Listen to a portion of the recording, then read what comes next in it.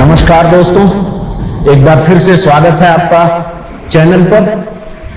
मित्रों, जैसा कि आपने पिछले वीडियो में देखा था, कल 8 साढ़े 8 घंटा की ट्रैक करने के बाद हम लोग यहाँ पहुंच गए थे, इस होटल में ठहरे थे। आज अभी सुबह के 6:45 बज रहे हैं। कितना बढ़िया मौसम हुआ है, ये देख रहे हैं, सामने वो झरना गिर रहा है। ये वो होटल जहां हम लोग रात में रुके थे। ये हार्ट सावर का ये पैसा लेते हैं 150 रुपया, लेकिन इन्होंने मुझसे 1 पैसा नहीं लिया। इन्होंने कहा बाबा जी आपके लिए सब फ्री है। मैंने अपना मोबाइल अपने गोप्रो की बैटरी चार्जिंग में लगाया था। एक मोबाइल या एक बैटरी चार्जिंग का ये 200 रुपया लेते हैं। दोस्तों, यहाँ हर चीज का पैसा लगता है, लेकिन इन्होंने कहा बाबा जी मैं उसका भी पैसा नहीं लूंगा, आप अपना जो चाहे जितना चाहे चार्ज कर लीजिए।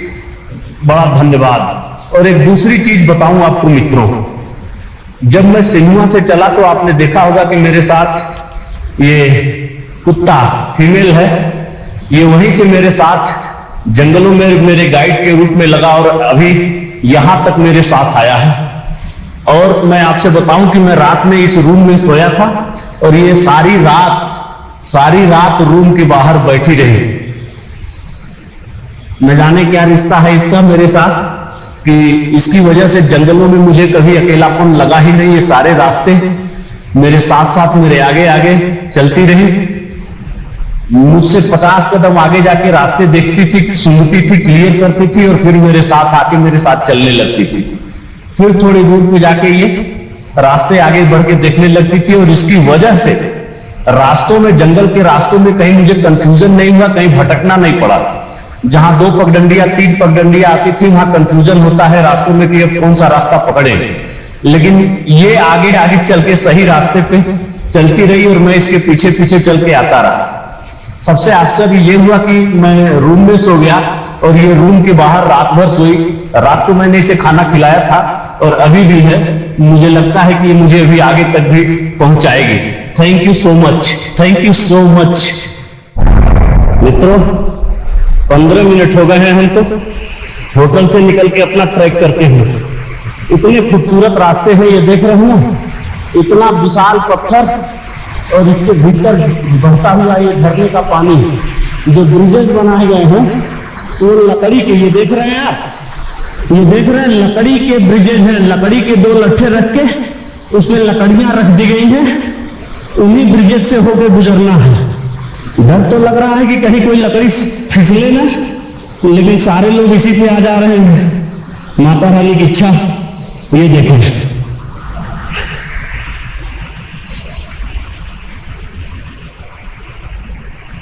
देखिए आगे से फिर वही बेतरतीब पत्थरों की सीढ़ियां,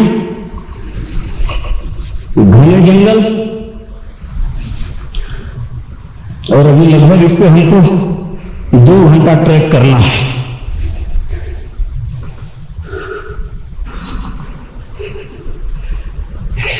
अद्भुत नजारे हैं भाई, अद्भुत नजारे।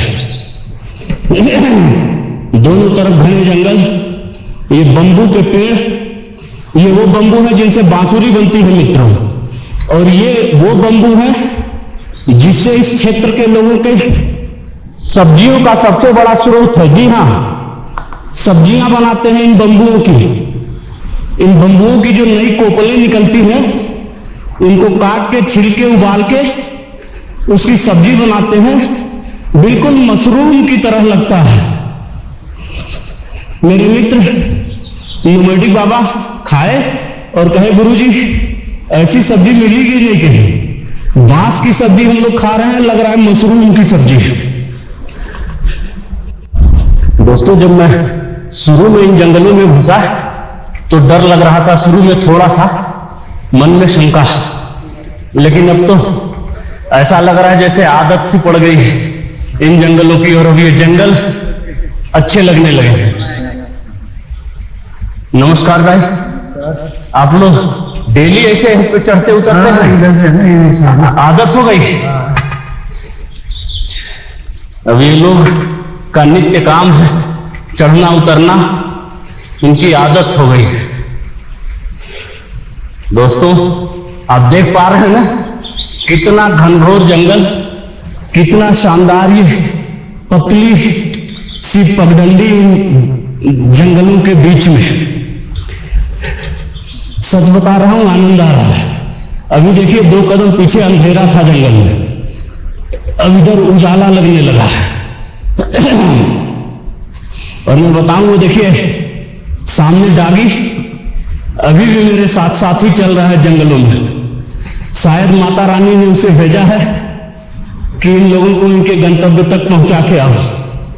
मैं तो यही मानता हूं भाई, वरना इस जंगल में कौन साथ देने वाला है जहां हम 2 के अलावा कोई नहीं। कल से साथ चल रहा है।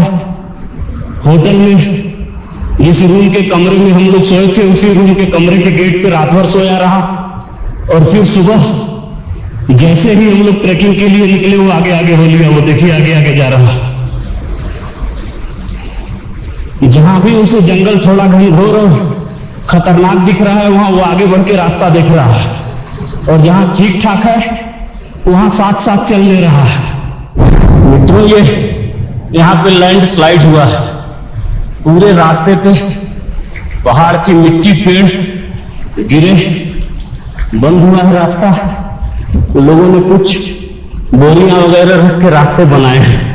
ये देख रहे हैं ना, ये पूरा ये ढह गया और ये ऊपर से ढह के आया है। यहां से जल्दी निकल लेना ठीक रहेगा। ये कब गिरना शुरू हो जाए कोई भरोसा नहीं होता। अभी भी हिमालय यहां से 1 घंटे की ट्रैक पे आगे है। सामने कोई गांव या घर दिख रहा है तो सामने देखिए, लेकिन मुझे नहीं लगता कि ये हिमालय है। ये बीच में कोई होम स्टे या रेस्टोरेंट वगैरह होगा। अभी वहां चल के पता चलेगा। रास्ते देख रहे हो ना, टोटल पत्थर का बेतरतीब खड़ंजा।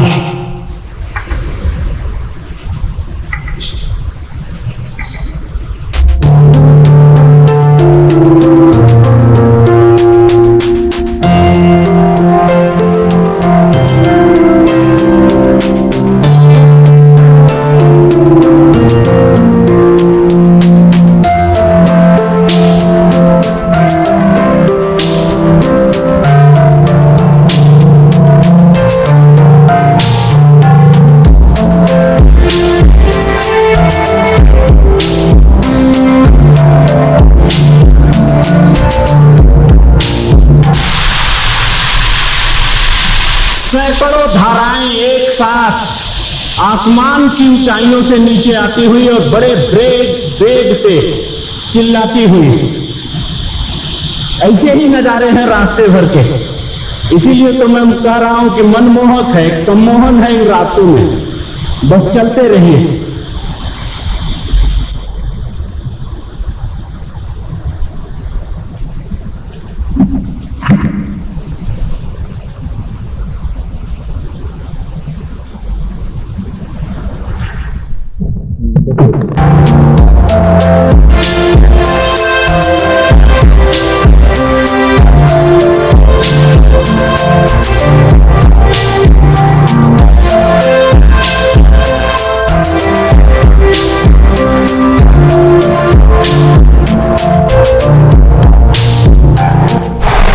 दोस्तों, 2 घंटे की ट्रैकिंग के बाद हमें लग रहा है कि हम हिमालय पहुंच चुके हैं।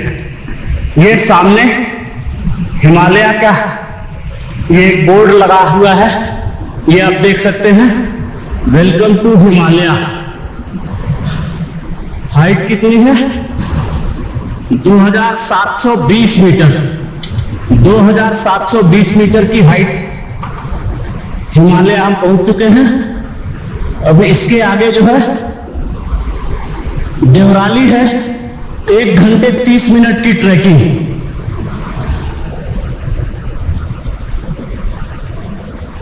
इसमें लिखा हुआ है वार्निंग में, avalanche and landslide area for next 30 minute. इसका मतलब जानते हैं?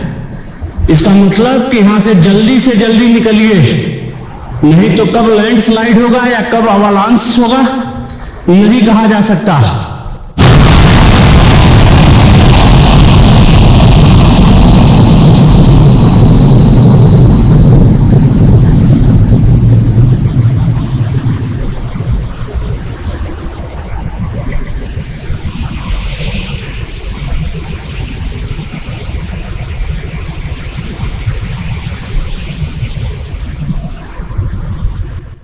चढ़ते चढ़ते अभी यहां तक पहुंचा हूं और अभी रास्ते कितने चढ़ने हैं पता नहीं। हमें लग रहा है हिमालय से देवराली केवल चढ़ना ही चढ़ना है और यहां कुछ थकान अब ज्यादा भी महसूस होने लगी है। इससे यह संकेत मिलता है कि लग रहा है कि ऑक्सीजन लेवल थोड़ा कम हो रहा है। कोई दिक्कत नहीं, चलते हैं।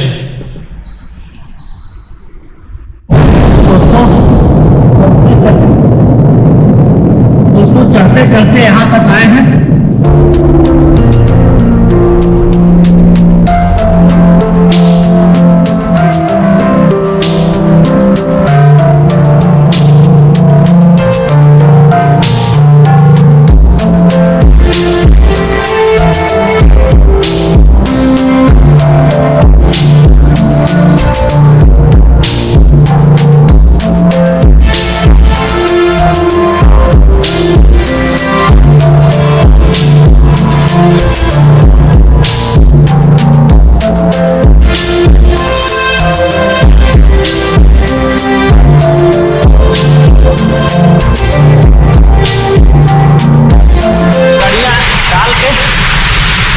लकड़ियां डाल के घास फूस रख के इस पे मिट्टी डाला गया है इसको क्रॉस करने के लिए, जिसका कोई भरोसा नहीं कब तक चले। बीच में बाप रे हिल रहा है।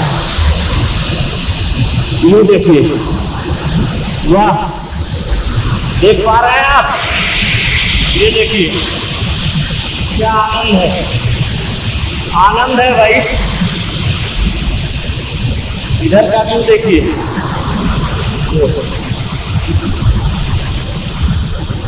इन रास्तों को पार करके ट्रैक करना माता रानी की कृपा है। ये देखिए भाई साहब, ऐसे ऐसे ब्रिज क्रॉस करने हैं, जान हथेली पे लेके, माता रानी का नाम लेके। जय माता की।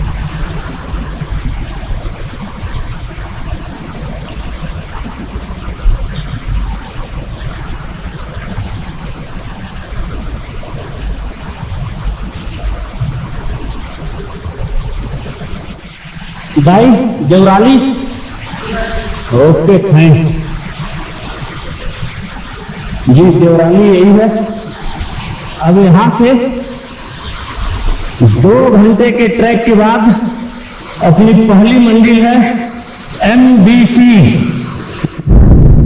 मित्रों, अभी देवराली पहुंचने के बाद एक स्पेनिश दंपति मिले जो आते समय भी रास्ते में मिले थे, लेकिन हम लोग उमरुम डंडा में रुक गए थे। ये लोग कंटिन्यूसली यात्रा करते रहे। आज ये ABC कंप्लीट करके वापस रिटर्न जा रहे हैं और यहाँ देवराली में हमसे इनकी मुलाकात हो गई। भाई साहब, बारिश होने लगी है। मैंने रेनकोट पहन लिया है।